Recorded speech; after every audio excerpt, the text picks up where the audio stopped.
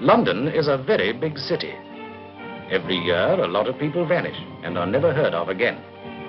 That's none of my business, because I am a doctor. My name is John Watson. But one case did concern me, because it was a wealthy patient of mine who disappeared, without a trace. The whole thing began one evening when a mysterious lady appeared at the house of Neville Sinclair. But, madam, I cannot interrupt Mr. St. Clair at dinner unless I know your name. Tell him that a friend, a very old friend, wishes to speak to him urgently.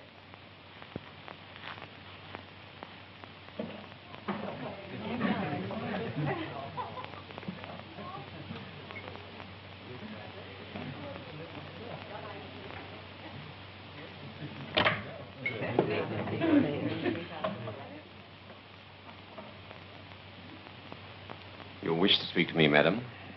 Yes, Neville. Doreen, I thought I told you never to come to my house. But Losato has sent for you. Losato? Tell him it's impossible for me to come now. I've done enough already. Besides, I've got guests. How can I possibly leave now? I was told to bring you. You know the consequences if you don't obey Losato's orders. Oh, I say, old chap. Oh, sorry, I didn't mean to intrude. That's quite all right, Dr. Watson. All right. Wait for me in your carriage. I must make my excuses to my guests. I shall be waiting.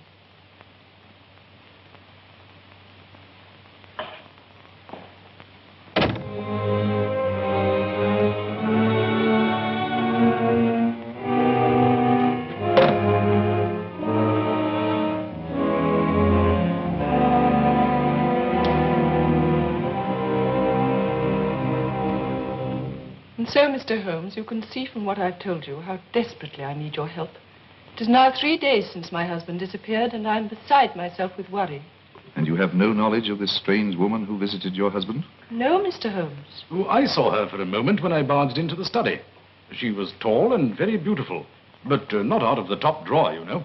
It is not my wish to probe into your private affairs or other intimate matters between you and your husband, but unless you are prepared to be perfectly frank on such matters, I can be of no help to you.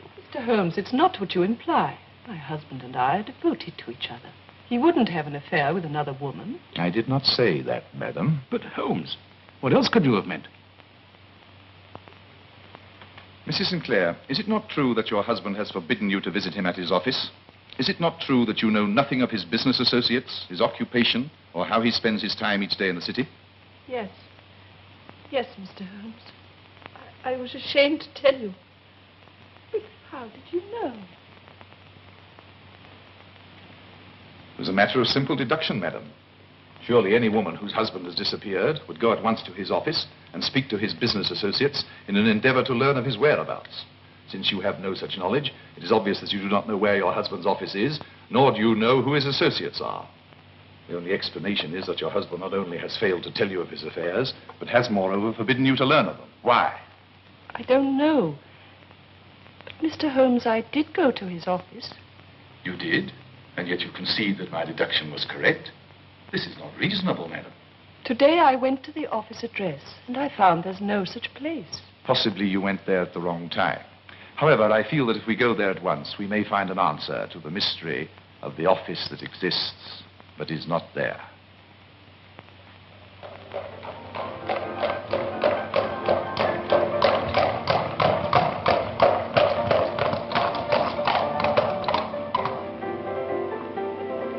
You're right, Mrs. Sinclair. There is no 51. Watson, wait for me, and if I'm not back in 10 minutes, come to my help. Righto. Be careful.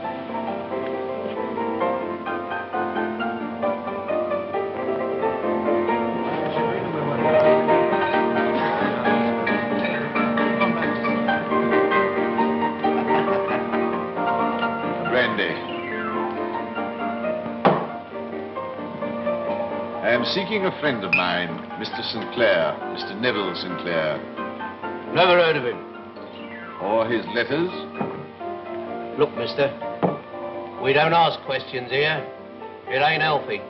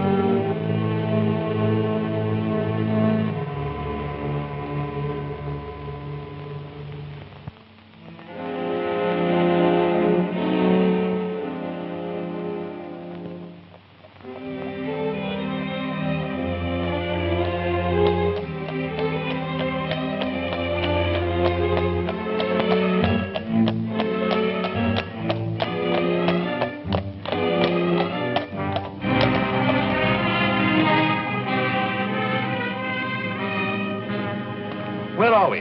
Redmead Lane by the river.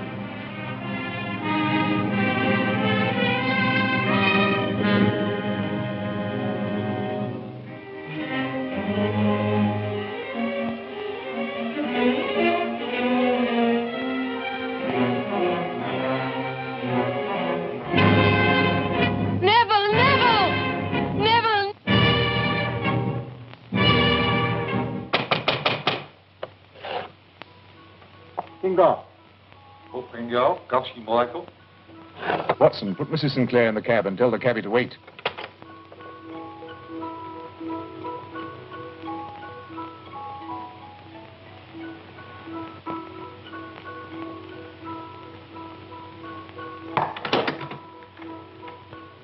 Heavens, Holmes, it's an opium den. If your nose had been as sensitive as your eyes, you'd have known that 30 seconds ago. Good evening. I'm Luzzatto. The bar of gold is at your service, gentlemen. We're looking for Mr. Neville Sinclair. The name is unfamiliar. He was here only a moment ago. We saw him at the window. However, if we must search for ourselves... Holmes! Holmes, take no offense! Holmes!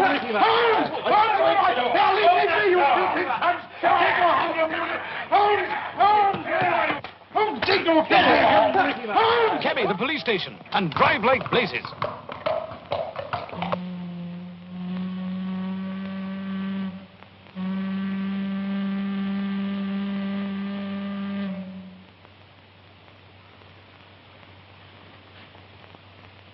Sinclair.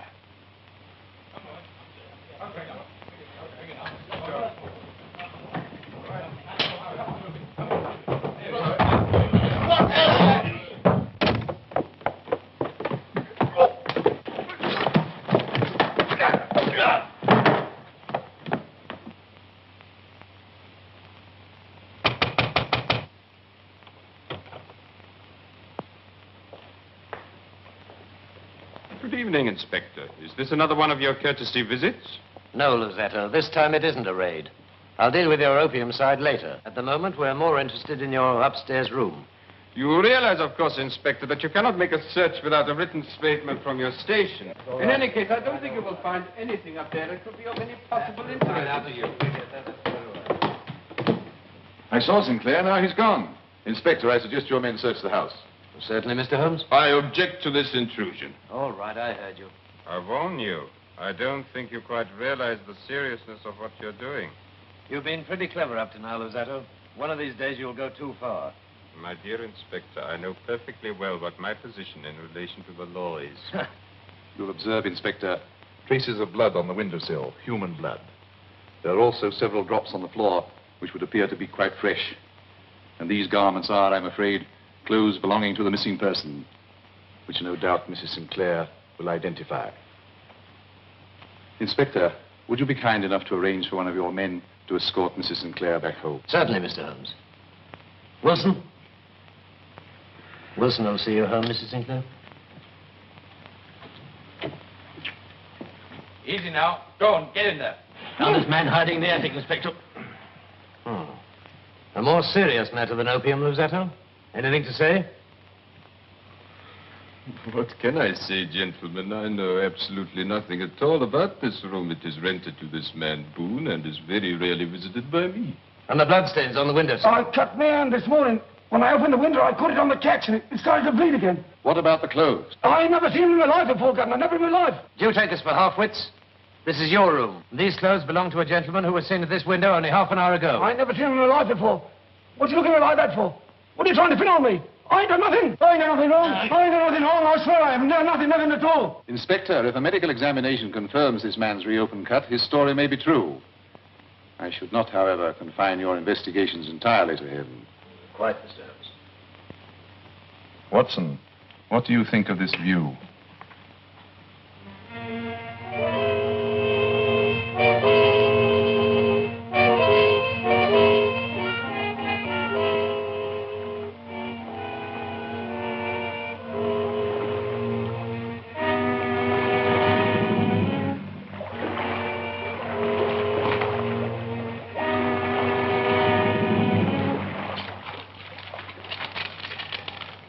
Sinclair's coat. It's very heavy. I say, Holmes, it's stuffed with coppers. And then it is murder. Yes, Watson, imagine what happened. While Boone has thrust the body through the window, suddenly he hears the police downstairs. He seizes his victim's coat, then realizes that it will float and give him away. So he stuffs the pockets full of coins and throws it into the river. And would have done the same with the rest of the clothes but for our arrival. Excellent deduction. Now we have no choice but to look into the past of your friend Neville Sinclair. But what's the next move? Supper. Excuse us for interrupting at such a late hour, Mrs. Sinclair, but it is essential for me to continue my investigations into our husband's private papers and documents. I quite understand, Mr. Holmes. I've unlocked his desk. You and Dr. Watson will, of course, be staying with us tonight. Thank you, Mrs. Sinclair. Mr. Holmes. Mr. Holmes, in your heart of hearts, do you think Neville is alive? Kate, my dear. You mean That your husband is dead? Yes. murdered? I still feel he's alive. Yes, I know, but Neville and I had a mental affinity, and if he was ever in pain or danger, I would feel it even though away from him. Some weeks ago, he had an accident in the garden, and I knew before he cried out. Even before we were married, if he was ill, I would go to him, knowing full well something had happened. I can quote dozens of occasions when Neville has been sick or hurt or worried. And each time I have known without a word or a message. Why, only 3 days ago, when he cut his hand shaving, I rushed upstairs certain that something was wrong. Do you think after all these examples I could be ignorant of his death? Kate, you're overwrought. You must take a sedative and go to bed. Mr. Holmes, is there any hope? Yes. Yes, perhaps Neville is alive. Good night.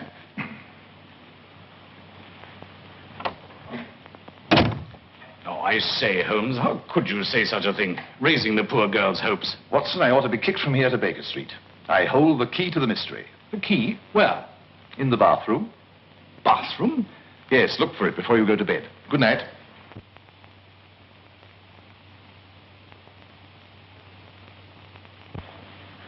Good morning, Mr. Holmes.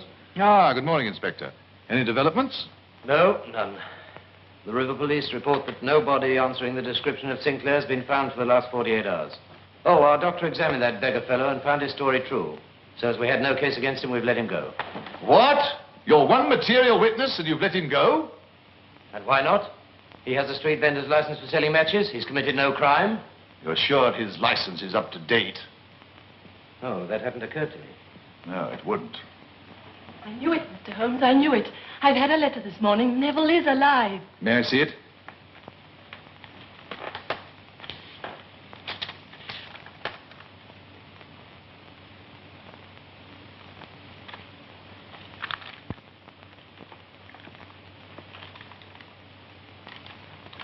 Your correspondent, Mrs. Sinclair, is feminine. Her occupation, I suspect, connected with the more fashionable dress houses in Bond Street. But how on earth could you... The envelope originates from Astley's of Bond Street. The watermark is quite discernible. The sloping characteristics of the writing, despite the efforts at disguise, clearly indicate the sex, whilst few men liberally perfume themselves with Marcy's Quelquefleur. You will also observe that the back of the letters indicate that they've been cut out of a woman's fashion magazine. Well, that's most extraordinary, Mr. Holmes. On the contrary, my dear fellow, it is precisely what I expected. By the way, Inspector, what is the penalty for burglary? Why, imprisonment, of course. Really? Good day, Inspector.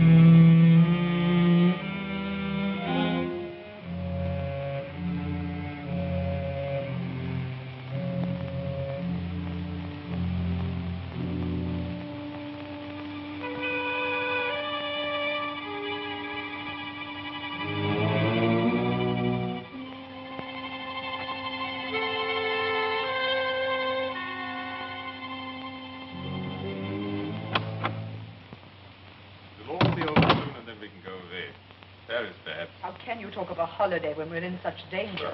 So foolish. You've gone too far with Sinclair. With Sherlock Holmes investigating, the whole matter is becoming dangerous. And I won't have any further part in it. You're too heavily involved, my dear, to try and withdraw. Besides, you should not have any regrets about Neville Sinclair. After all, he didn't have any regrets about dropping you when his inheritance made it possible for him to marry into society. I don't need you to remind me. Neville has served his purpose. That should be the end of the matter. I have not noticed any complaints about the profits. Sherlock Holmes investigating. The profits lose their appeal. The risk is too high. My dear Doreen, Holmes is still searching for Sinclair's body. Why can't you stop that yapping dog before I strangle it?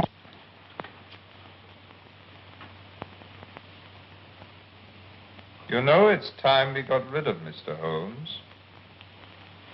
I'm very tired. I'll meet you tomorrow. But my dear... I said I was tired.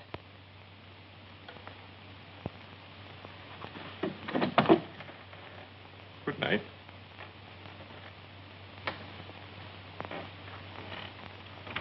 Well? I am on your trail. Tell me, why did you send that mysterious letter to Mrs. Sinclair? Letter? Oh, come, madam. If you wanted to disguise your identity, you should not have cut out words from a fashion magazine. You should have used some other trade paper and a less exclusive perfume.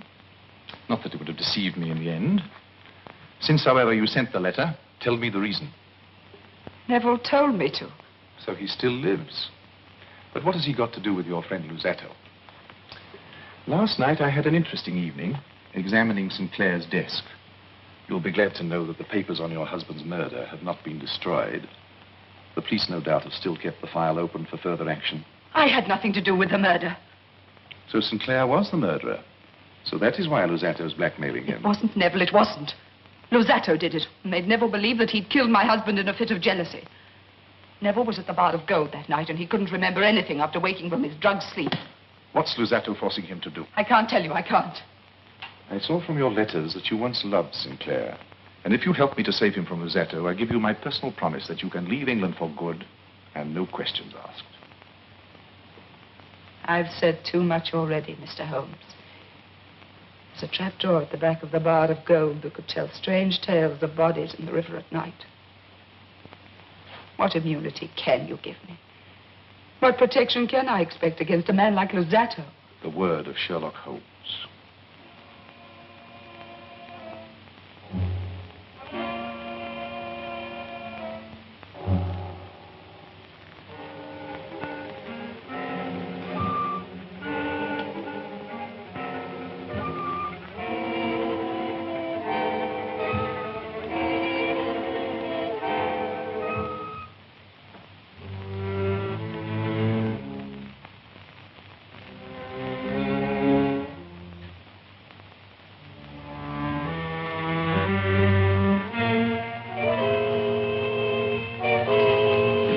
Elementary, my dear Watson.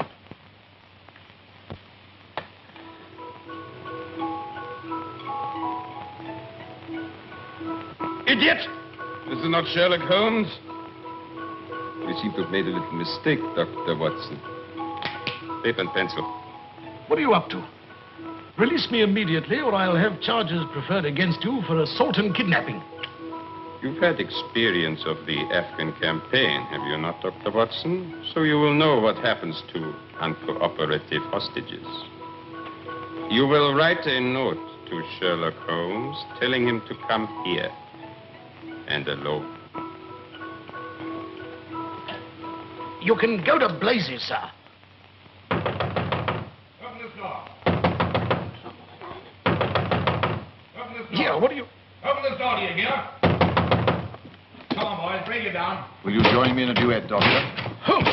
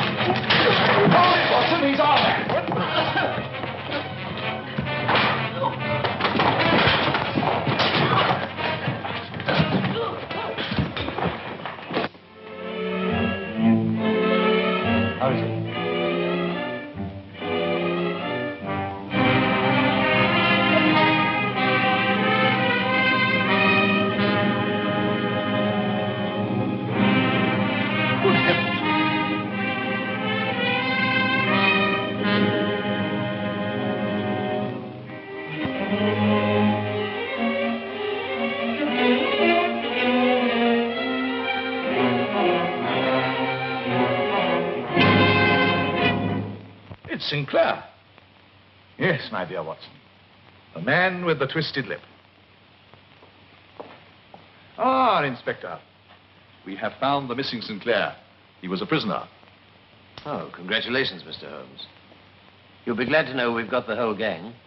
Unfortunately, the only person who got away was that peddler, Boone. He won't get very far, though. I've given orders for his immediate arrest. What for, Inspector? His license is out of date. The blackmail is over, Mr. Sinclair. You are completely innocent of the death of Doreen's husband. Lusato is at this moment being charged with his murder. Thank goodness for that. You knew then of their hold over me. Naturally. I know also that they compelled you to act as a dope peddler and used your ability at disguise, knowing that no one would suspect a dirty street beggar. Thank goodness my wife saw me at the window that day, of course. I was confused and frightened. When you came in, I pretended to be dead. The fight downstairs gave me a few minutes' grace, and I became the peddler again. I began to throw my other clothes out of the window. That was how I reopened the cut on my finger. The bathroom, Watson. As soon as Mrs. Sinclair said her husband had cut his hand shaving, I knew I had the key. Mr. Sinclair, the hour is late. Yes. Don't worry that your wife will ask questions. She will keep her promise to me not to. She will be too happy to have you home. Good night, Mr. Sinclair. Good night, Mr. Holmes, and thank you. Good night, Sinclair. Good night, Dr. Watson.